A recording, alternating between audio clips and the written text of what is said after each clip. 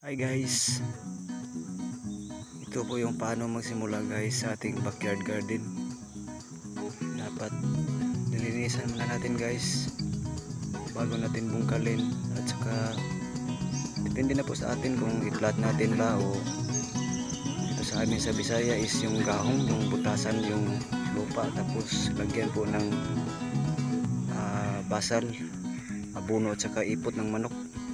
Yung abono na inilagay namin guys is yung triple 14, pero dapat ito muna, dapat linisan muna natin para yung damo na yung paglilinis mo is mabubulok at saka pataba rin sa lupa. Ito po yung sili namin guys. Oh, sayang naman kung gunahin o sa Bisaya is gunahin yung linisan ba. Kahit mag-umpisa po kami is yung meron po kami yung pang-ulam ba. Kahit paano is meron po kaming pang-ulam.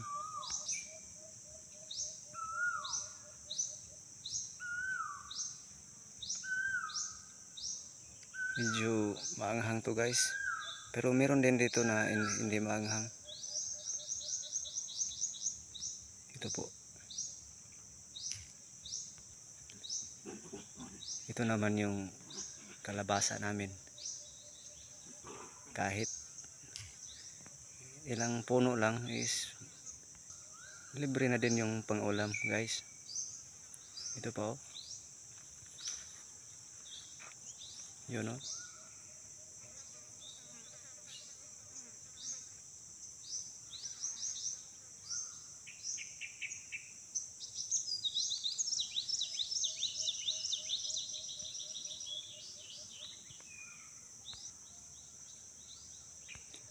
Dahil umulan na ulit guys,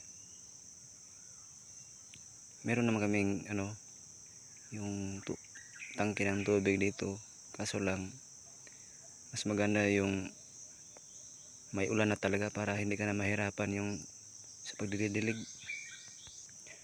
Nabubulol guys kasi Bisaya kasi. Ito yung sili na hinog na, pwede po itong itanim guys. Itong mga ganitong tanim namin is hindi po yan, hindi F1, paulit-ulit lang, pang ulam lang naman. At ito rin guys is yung saluyot, masarap to guys. Yung mahilig sa gulay, masarap to.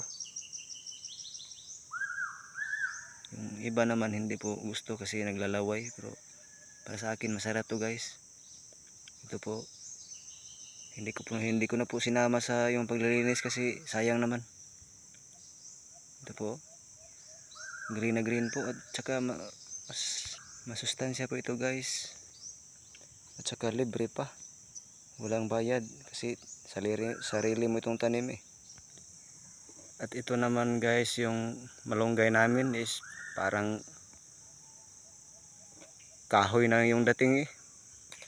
Oh, laki. Halos katumbas na ng niyog yung taas.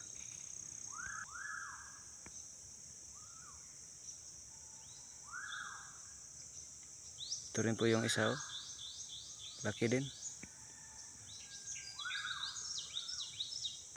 Meron ding mababaw lang para hindi ka na mahirapan sa yun, yung pag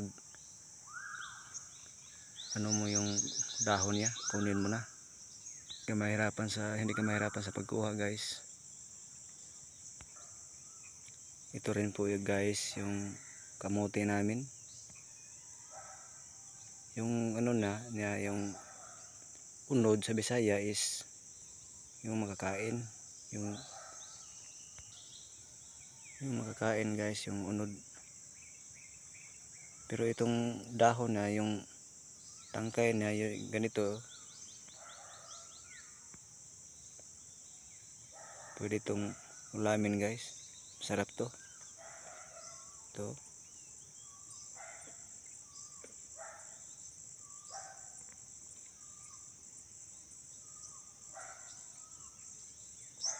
Masarap to guys.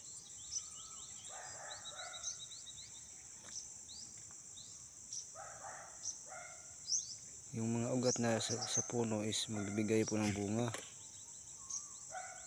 Masarap yung kainin. Itong mga dahon naman niya is talagang masarap ding ulamin.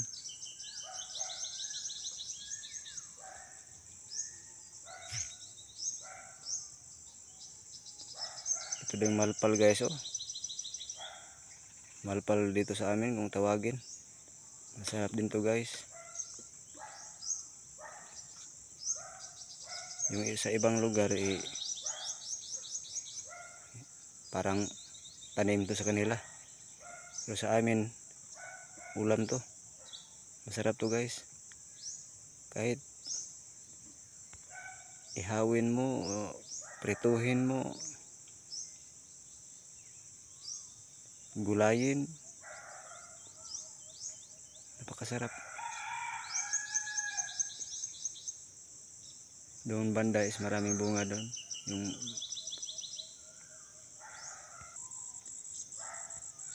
Ito naman yung sitaw. Pulang sitaw. Dito sa Bisaya is balatong to guys. Pero dito sa amin, ang tawag namin dito is sintas. Sa iba naman, sa Bisaya is balatong.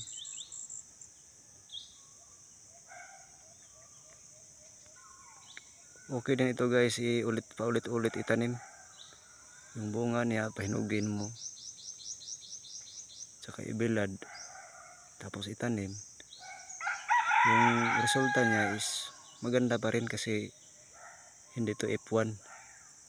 Yung ano niya, variety, native to. Kahit ipaulit-ulit mo, okay rin. Ito pong ganito is malapit na tong kunin mo gawing similya. Ito yung ganito, yung parang natutuyo na ba. Grabe ito pamunga guys. Itong tanim namin is pakunti-kunti lang kasi tag-init kasi.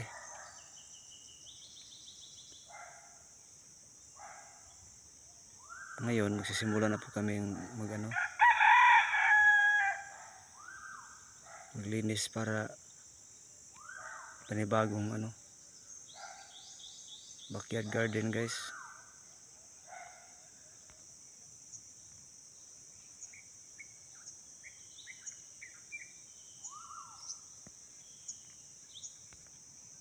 Ito naman po yung siling kulikot guys. Yun. Maanghang to guys. Ang anghang nito is parang nangungulikot din. Yun. Dito sa amin guys sa probinsya is libre ito. Basta kunting tiyaga lang at saka sikap,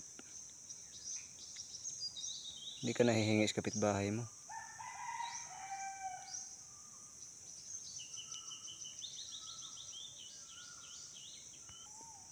Itong area po na ito guys is dati po itong talungan guys.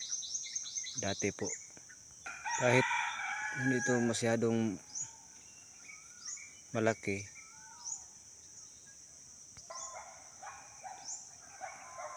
nakabenta rin kami noon. Pambili ng bigas guys.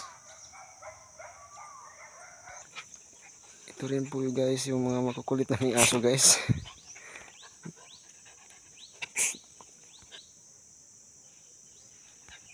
Meron din kaming ilang puno ng talong guys.